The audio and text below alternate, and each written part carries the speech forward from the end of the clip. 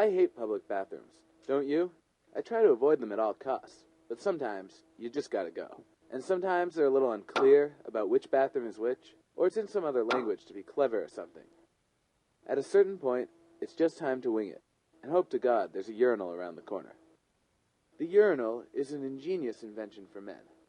Based on the tree, it gives us a much cleaner and more vertical way to relieve ourselves, but only if designed right. Ever get those bowl urinals? It's there, with no walls, and you're just kind of hanging out there over it. Then, some bathrooms take the normal model too far, to the ground. Aim is a little more important when you're peeing right between your shoes.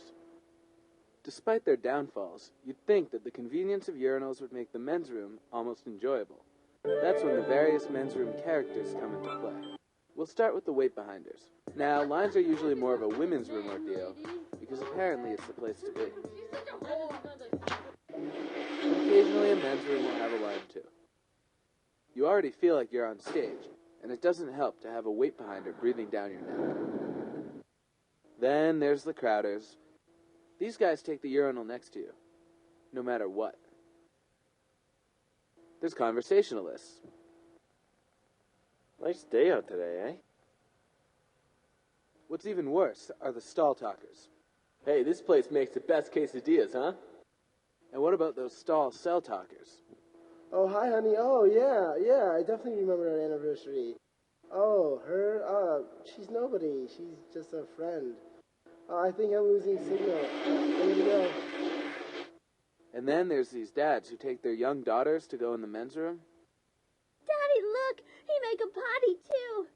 Come on, Angel, don't look. I know it's the only thing they can do if Mom's not around, but I always feel like I'm creepy just for being in there. Okay, so obviously going number one in a public bathroom isn't as easy as it sounds. God forbid an intestinal situation arises that requires your immediate attention. That's when you need to enter the stall. Secure the handicap stall immediately if possible. It's like a little apartment in there. But of course, that's the first one to go, and that's when you end up in one of the regular stalls. A stall is like a little tomb with a toilet in it. And to make things difficult, the doors open in. You practically have to stand in the toilet to close the door again. Then there's these stalls that don't lock. The lock is ever so slightly offset. You might have also stumbled into one of those poorly constructed stalls. You know, the ones where the crack between the door and the wall is huge. It's like a window. Once you sit down, it's time to relax and do your thing. Unless you're on one of these automatic toilets. These toilets have an evil red eye that watches you, deciding when to flush. When you want it to, it refuses. I'm afraid I can't do that. But when you least expect it, the toilet attacks you with a cold, dirty jacuzzi for your backside.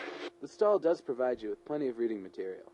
Some kid will write something, and of course, another kid, deeply offended, will have to respond the only way he knows how.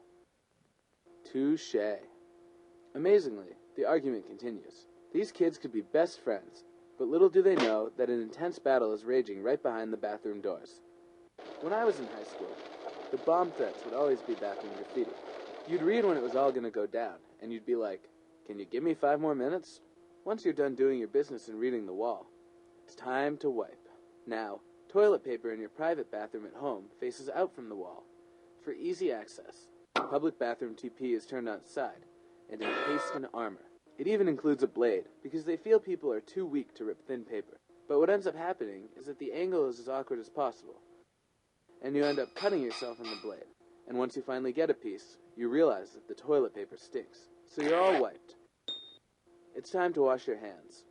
Some bathrooms have normal sinks, but most of them refuse to provide this convenience.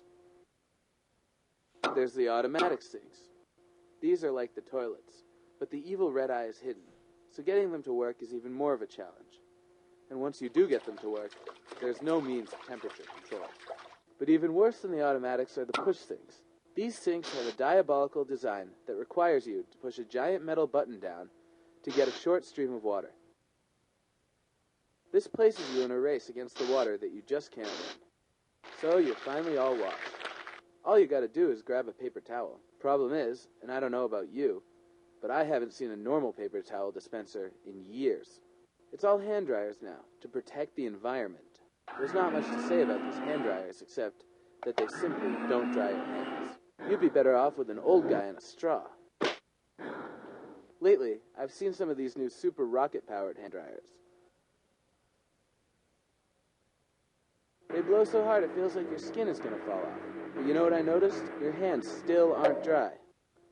So there you have it. Everything that's wrong with the public bathrooms of today. Sure, some are content to just sit down, do their business, and walk out. But I say, if you're not part of the solution, you're part of the problem. Hey, shut up!